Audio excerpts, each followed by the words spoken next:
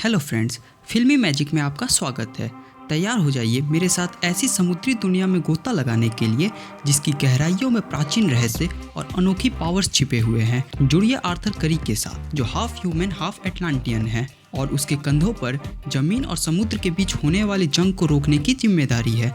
बने रहे वीडियो के अंत तक, जहां आपको देखने को मिलेगा epic under water battles, stunning visual effects जो आपको edge of the seat experience देगा। So without wasting any more time, let's begin the magic. कहानी की शुरुआत 1985 के दशक में एक समुद्री किनारे को दिखाते हुए होती है। एक तूफानी रात में थॉमस नाम के लाइट हाउस कीपर को किनारे पर बेहोशी हालत में एक लेडी मिलती है। वो उसे अपने घर ले आता है और उसकी मलहम पट्टी करता है। वो जब जागती है तो उसे समझ आ जाता है कि थॉमस ने उसकी मदद की है। वो लेडी थॉमस को बोलती है, मेरा नाम एटलाना है, मैं समुद्र के नीचे बसे शहर अटलांटिस की क्वीन हूँ। मुझे मेरे पिता के द्वारा पसंद किया हुआ रिश्ता मंजूर नहीं था, इसलिए वहाँ से भागते वक्त कुछ कमांडोज ने मुझ पर अटैक कर दिया और मैं जख्मी हो गई थी। धीरे धीरे वक्त के साथ इन दोनों को प्यार हो जाता है। कुछ सालों बाद इनका एक बेटा होता है जिनका नाम ये आर्थर रखते हैं। सब कुछ सही चल रहा था, लेकिन एक दिन अटलांटियन कमांडोज इनके घर पर हमला कर देते हैं। वो किंग ऑर्वेक्स की आज्ञा से क्वीन एटलाना को ले जाने आए थे, पर एटलाना सभी कमांडोज को मार देती है। जिसके बाद एटलाना आर्थर और थॉमस की सेफ्टी के लिए उन्हें छोड़कर जाने का डिसाइड करती है। उसे पता था अगर वो नहीं गई तो कल को वो लोग और बड़ी फौज के साथ हमला करेंगे। वो थॉमस से वादा करती है कि मैं एक दिन तुम्हारे पास जरूर लौट कर आऊँगी। वो उसे गुड बाय कहकर समुद्र में कूद जाती है। कहानी में अब कुछ साल बाद का दिखाया जाता है। यहाँ हम आर्थर के बचपन को देखते हैं, जो अपने स्कूल ट्रिप में एक्वेरियम देखने आया होता है। जहाँ कुछ शरारती बच्चे देखते हैं कि आर्थर मछलियों से बात कर रहा है, तो वो उसे परेशान करने लगते हैं। ये देखकर एक शार्क शीशे पर जोर से टक्कर मारता है, जिससे शीशे पर दरार आ जाती है। ये देखकर सभी लोग डर जाते हैं। वो देखते हैं कि सभी मछलियाँ आर्थर के पीछे इकट्ठा हो जाते हैं। आर्थर की आंखें चमकने लगती है, जैसे कि वो सबको कमांड दे रहा हो। सीन कट होता है और अब 20 साल बाद का दिखाया जाता है। समुद्री लुटेरों का एक ग्रुप रशियन सबमरीन को अपने कब्जे में ले लेता है। ग्रुप का लीडर जेसी और उसका बेटा डेविड था। इसके तुरंत बाद लुटेरों को पता चलता है कि सबमरीन की किसी चीज़ से टक्कर हुई है, या यूँ कहूँ कि किसी चीज़ ने इन्हें टक्कर मारी है। यहाँ पर एंट्री होती है कहानी के मेन हीरो आर्थर, यानी कि एक्वामैन की। वो यहाँ लोगों को बचाने के लिए आया था। वो सभी गुंडे को स्वैग से मारता जाता है। ग्रुप का लीडर जेसी उस पर आरपीजी से हमला करता है। वो सोचता है कि एक्वामैन मर गया, पर आर्थर उठता है और लोहे के पाइप को उसके शरीर के आर पार कर देता है। सबमरीन के लीक करने की वजह से यहाँ पानी भरने लगती है। जेसी के पैर पर एक टॉर्पीडो गिर जाता है, जिससे वो वहाँ से हिल भी नहीं पाता है। उसका बेटा डेविड एक्वामैन से मदद मांगता है, पर आर्थर मना कर देता है, क्योंकि इससे पहले उन्होंने कई मासूम लोगों की जान ली थी। जेसी को पता था कि वो अब नहीं बच सकता है, तो वो डेविड से बोलता है, तुम यहाँ से चले जाओ, पर एक दिन तुम आर्थर को जरूर मारना। आर्थर सभी रशियन क्रू मेंबर को बाहर निकाल लेता है। वहीं डेविड अपने शिप में बैठकर वहाँ से चला जाता है। इसके बाद आर्थर अपने पिता थॉमस से मिलता है, जो कि इतने सालों बाद भी हर रोज़ एटलाना का इंतज़ार इसी जगह पर किया करता है। इसके बाद दोनों बार में जाते हैं और बियर पीते हैं। यहाँ न्यूज़ में एक्वामैन की ही चर्चा चल रही थी। थॉमस को पता था कि ये सब उसके बेटे का ही कारनामा है। इसके बाद यहाँ पर बाइकर्स का एक ग्रुप काफ़ी अकड़ में आर्थर के पास आ जाता है। पहले तो आर्थर को लगता है कि वो लोग उससे लड़ने आए हैं, पर वो लोग तो उसके साथ सिर्फ सेल्फी लेने आए थे। सीन कट करके अब समुद्र के नीचे बसे अटलांटिस शहर को दिखाया जाता है, जहां हम आर्थर के छोटे सौतेले भाई ऑर्म को देखते हैं। वो दूसरे सल्तनत के राजा नेरुस के साथ मीटिंग करता है। ऑर्म्स चाहता था कि नेरुस के साथ साथ बाकी समुद्र के सल्तनत के राजा उसके साथ गठबंधन कर ले, ताकि उसे ओशियन मास्टर का पद मिल जाए। जिसके बाद वो ज़मीन पर रह रहे लोगों पर हमला कर देगा, क्योंकि ऑर्म का मानना है कि अगर उन्होंने पहला हमला नहीं किया तो ज़मीन पर रह रहे लोग इन पर हमला कर देंगे। नेरुस इस बात से सहमत नहीं था। वो उसे बोलता है, तुम इस गद्दी के इकलौते वारिस नहीं हो। मैंने सुना है कि तुम्हारा एक भाई भी है जो ऊपर ज़मीन पर रहता है। ये बोलते ही इन पर हमला हो जाता है। एक सबमरीन इन पर अटैक कर रही थी। इसके बाद दोनों उस पर हमला करने लगते हैं ऑर्म उस सबमरीन को बीच से चीर देता है। नेरुस भी अब जमीन पर हमला करने के लिए ऑर्म का साथ देने के लिए तैयार हो जाता है। दरअसल ये हमला ऑर्म ने ही करवाया था, जिससे ये लग सके कि जंग की शुरुआत जमीन वालों ने की है। उसी रात को आर्थर थॉमस को लेकर बार से घर जा रहा था। यहाँ उसे प्रिंसेस मेरा मिलती है। वो राजा नेरुस की बेटी है। वो आर्थर को आगाह करती है कि ऑर्म जमीन पर हमला करने की प्लानिंग कर रहा है। इससे दोनों जगह के लोगों की जान खतरे में आ जाएगी। वो उसे बोलती है, वल्को ने एटलन का ट्राइडेंट ढूंढने का रास्ता खोज लिया है। तुम उसका इस्तेमाल करके ऑर्म को हरा देना और खुद एटलांटिस की गद्दी पर बैठकर दोनों दुनियाओं के बीच अमन कायम करना। वल्को शाही सलाहकार है एटलांटिक सल्तनत का। वो बचपन से आर्थर को ट्रेनिंग देता आ रहा था कि एक एटलांटियन क्या कर सकता है। आर्थर इसमें कोई भी इंटरेस्ट नहीं दिखाता है और उसे मना कर देता है। इसके बाद वो अपने कार में जाने लगता है। तभी वहाँ पर एक ज़बरदस्त तूफानी लहर आती है। आर्थर तो कार से निकल जाता है, पर थॉमस कार में ही फंसा रह जाता है।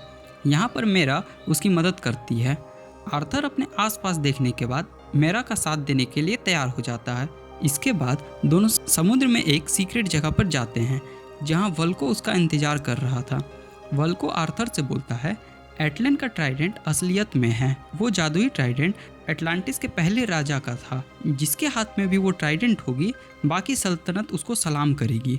वो आर्थर और मेरा को एक सिलेंड्रिकल केन देता है, जिसमें ट्राइडेंट को ढूंढने का रहस्य छुपा था। तभी अचानक से यहाँ पर अटलांटियन कमांडो आकर अटैक कर देते हैं। आर्थर उनसे लड़ता है, पर लास्ट में पकड़ा जाता है। आर्थर को उसके भाई ऑर्म के पास ले जाया जाता है। ऑर्म अपनी माँ की मौत का जिम्मेदार आर्थर को मानता है। दोनों के बीच तू मैं होती है, जिसके बाद ऑर्म आर्थर को अखाड़े में उससे लड़ने के लिए चैलेंज करता है। अगर आर्थर जीत जाएगा तो ऑर्म जमीन पर हमला नहीं करेगा, पर अगर ऑर्म जीत गया तो आर्थर को सजा के तौर पर मौत मिलेगी। आर्थर बिना कुछ सोचे समझे मुकाबले के लिए हाँ बोल देता है। दोनों अखाड़े में उतरते हैं। अखाड़े के चारों ओर जलता हुआ लावा गिर रहा था। जनता ऑर्म को सपोर्ट करती है। दोनों के बीच कड़ा मुकाबला होता है, पर अंत में ऑर्म जीत जाता है। वो आर्थर को मारने ही वाला था कि मीरा उसे आर्थर से दूर कर देती है और उसे अपने शिप में लेकर वहाँ से भागने लगती है। ऑर्म उसका पीछा करता है और उसके शिप को शूट कर देता है। आर्थर मीरा को लेकर वेल के मुंह के अंदर छिप जाता है, पर ऑर्म को लगता है कि वो मारे गए। खतरा टलने के बाद दोनों वहाँ से निकलते हैं और एक प्लेन में बैठकर सहारा डेजर्ट की ओर जाने लगते हैं। दूसरी तरफ ऑर्म को पता चलता है कि आर्थर और मेरा जिंदा है। वो अपने कमांडोज को दोनों को खत्म करने का ऑर्डर देता है, पर नेरुस उसे बोलता है, अगर मेरा को कुछ भी हुआ तो हमारी गठबंधन को भूल जाना। ऑर्म आर्थर को मारकर मेरा को सही सलामत लाने का ऑर्डर देता है। इसके बाद ऑर्म डेविड से संपर्क करता है। ये वही समुद्री लुटेरा है जो अपने पिता के मौत का बदला एक्वामैन से लेना चाहता था। ऑर्म इस काम के लिए उसे एक खास एटलांटियन वेपन देता है, जिसे डेविड मॉडिफाई करके एक हाईटेक सूट बना लेता है। दूसरी तरफ आर्थर और मेरा अपनी डेस्टिनेशन पर पहुंच जाते हैं। वो प्लेन से बिना पैरासूट के ही कूद जाते हैं। इसके बाद वो लोग खुफिया रास्तों से एक प्राचीन मंदिर में पहुंच जाते हैं। मेरा उस सिलेंडर को राउंड प्लेटफॉर्म पर रखती है, पर कुछ भी नहीं होता। फिर वो उस पर एक बूंद पानी डालती है, जिसके बाद वो एक्टिवेट हो जाता है। उसमें से एक होलोग्राफिक मैसेज निकलता है, जिसमें उस महान ट्राइडेंट को पाने के लिए पहेली बताया जाता है। वो लोग पहेली को सुलझाते हुए एक स्टैचू के पास पहुंच जाते हैं, जहां उन्हें ट्राइडेंट के लोकेशन का पता चल जाता है। पर इसके तुरंत बाद ही कमांडोज उन पर हमला कर देते हैं। डेविड, जो अब अपने आप को ब्लैक मांटा बोल रहा था, वो लेज़र से आर्थर पर हमला करता है। आर्थर ब्लैक मैंटा से लड़ने लगता है, जबकि मेरा उन बाकी कमांडो से लड़ रही थी। वो कुछ को मार देती है, पर बाकी बचे हुए को रेड वाइन को कंट्रोल करके उसे नुकीली तीर जैसे बनाकर उन पर हमला करती है। काफ़ी मशक्क़त के बाद आर्थर भी मैंटा को मारने में कामयाब हो जाता है, पर इन सब में वो बहुत जख्मी हो गया था। मेरा उसके जख्मों पर जड़ी बूटी लगाती है। वो दोनों एक नाव पर बैठकर ट्रेंच जा रहे थे, क्योंकि वहीं पर ट्राइडेंट है। दूसरी तरफ एटलांटिस में ऑर्म वल्को को गिरफ्तार कर लेता है। उसे पता चल जाता है कि वल्को बचपन से ही आर्थर को ट्रेनिंग देता आ रहा था, ताकि एक दिन वो ऑर्म को लड़ाई में हराकर आर्थर एटलांटिस का राजा बन जाए। मीनवाइल आर्थर और मेरा तूफान को पार कर रहे थे। उसी दौरान उन पर खतरनाक सी क्रिएचर्स हमला कर देते हैं। उनकी तादाद बहुत ज़्यादा थी, तो बचने के लिए दोनों समुद्र में छलांग लगा देते हैं क्योंकि उनकी मंजिल भी यहीं थी। लाखों की तादाद में क्रिएचर्स उनका पीछा कर रहे थे। उन क्रिएचर्स से बचने के लिए ना चाहते हुए भी दोनों पास में ही एक वर्म होल में घुस जाते हैं, जो मिस्टीरियस तरीके से उन्हें एक अनजान समुद्र के किनारे पर पहुंचा देता है, जहां आर्थर अपनी माँ को देखता है। वो काफ़ी शॉक्ड था उसे देखकर। एटलाना उसे बोलती है कि एक ज़मीनी आदमी से संबंध बनाने के कारण इसी ट्रेंच में सी क्रिएचर्स के सामने मरने के लिए छोड़ दिया गया था, पर वो इनकी तरह ही बचकर 20 साल से इस अनजान समुद्र के किनारे अकेले रह रही थी। एटलाना आर्थर को बोलती है कि इस झरने के पीछे ट्राइडेंट है, सिर्फ एक असली राजा ही अंदर जाकर ट्राइडेंट को लेकर सही सलामत वापस आ सकता है। आर्थर अंदर जाता है और उस चमकते हुए ट्राइडेंट को देखता है। तभी कैरेथिन नामक एक सी मॉन्स्टर उस पर हमला कर देती है। कैरेथिन 1000 सालों से इस ट्राइडेंट की रक्षा करते आई है। आर्थर बहुत कोशिश करता है उस ट्राइडेंट को लेने का, पर हर बार वो मॉन्स्टर उसे पीछे पटक देती, जिसके बाद आर्थर अपने पावर्स का यूज़ करके उससे बात करता है।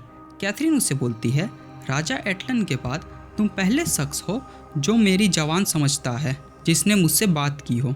वो आर्थर से पूछती है, बताओ तुम में ऐसा क्या खास है जो तुम खुद को इस ट्राइडेंट को लेने के लिए काबिल समझते हो। आर्थर उसे बोलता है, मैं काबिल नहीं हूँ, मुझे ये ट्राइडेंट चाहिए ताकि मैं दोनों दुनियाओं को बचा सकूँ। कैरेथिन उसकी बात से संतुष्ट थी, वो उसे आगे जाने की इजाज़त दे देती है। इसके बाद आर्थर ट्राइडेंट को अपने हाथों में ले लेता है। ट्राइडेंट की शक्तियाँ अब उसके अंदर आ जाती है और उसका अपीयरेंस भी चेंज हो जाता है। नीचे ऑर्म अपनी सेना को इकट्ठा करके ज़मीन पर हमला करने के लिए तैयार था। आर्थर और मेरा अपने कुछ अटलांटियन सोल्जर के साथ उन पर हमला कर देते हैं। आर्थर कैरेथन पर सवार होकर पूरे सेना से लड़ रहा था। वो अपने ट्राइडेंट से सभी मछलियों को अपने कंट्रोल में कर लेता है, जिसके बाद एक बार फिर आर्थर ऑर्म के साथ 1-on-1 करता है। इस बार वो ऑर्म को कमज़ोर करने के लिए उसे मुकाबले के लिए खुली हवा में ले जाता है। आर्थर उसके ट्राइडेंट के टुकड़े कर देता है, पर वो उसकी जान बख्श देता है। हालांकि ऑर्म उसे मारने के लिए बोलता है, पर तभी एटलन समुद्र से बाहर निकलती है और ऑर्म को गले लगा लेती है। वल को कमांडोज को ऑर्म को अरेस्ट करने का ऑर्डर देता है। आर्थर उसे बोलता है, तुम जब भी बात करना चाहोगे मैं तैयार हूँ। एटलांटियंस आर्थर को अपना नया राजा एक्सेप्ट कर लेते हैं। दूसरी तरफ थॉमस आज भी समुद्र के तट पर जाता है, तो वो देखता है कि एटलाना वहाँ उसका इंतज़ार कर रही थी। दोनों एक बार फिर साथ आ जाते हैं। मूवी यहीं पर ख़त्म हो जाती है। कमेंट्स करके बताएं कि आपको ये एक्सप्लेनेशन कैसी लगी। ऐसे ही और अमेजिंग एक्सप्लेनेशन देखने के लिए चैनल को सब्सक्राइब करके रखें। Thanks for watching this video. मैं मिलता हूँ आपसे अगले वीडियो में, तब तक के लिए बाय, टेक केयर।